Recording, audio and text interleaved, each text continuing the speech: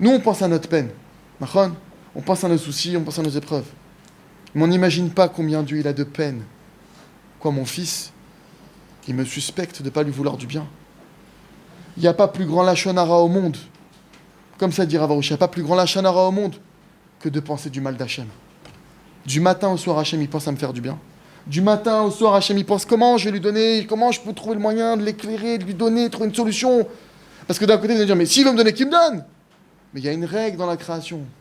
Si tu reçois quelque chose et que tu n'as pas les ustensiles adaptés pour le recevoir, eh ben ça va te faire du mal.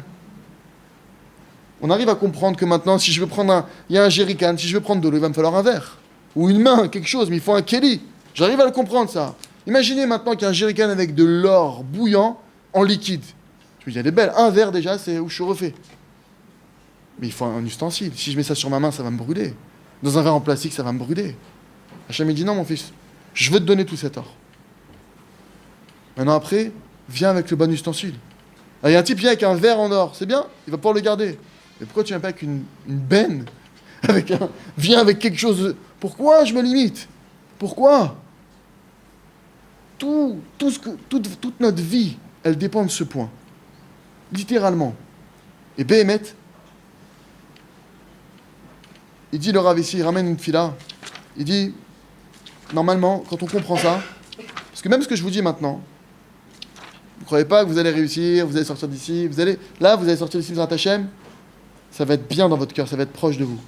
Demain, ça va descendre.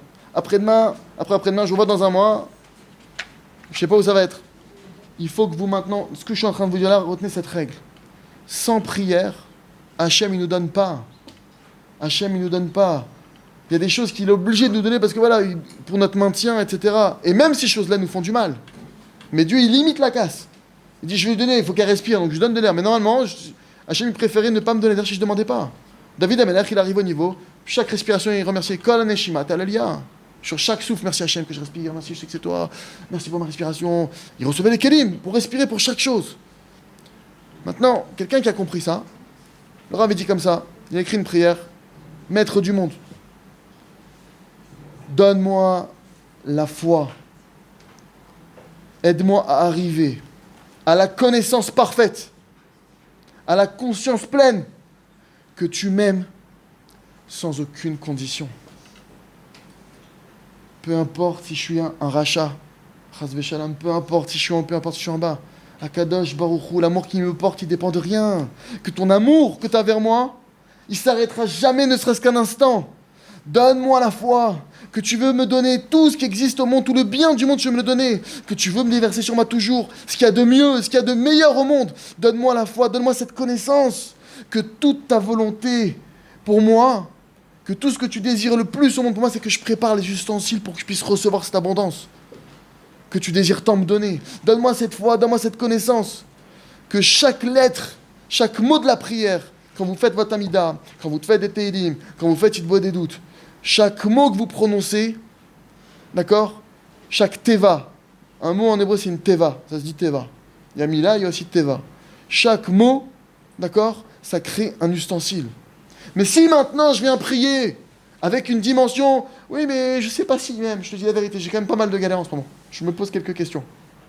Alors toute ma prière, l'ustensile il est troué, l'ustensile il est petit. Ma pitom, mon Dieu, aide-moi à avoir cette foi que tu m'aimes et que je puisse créer des ustensiles qui vont être pleins et qu'à l'intérieur de ces ustensiles tu vas déverser l'abondance. Et que c'est ta volonté constante que tu veux tout le temps me donner. Et que je prépare encore et encore des ustensiles.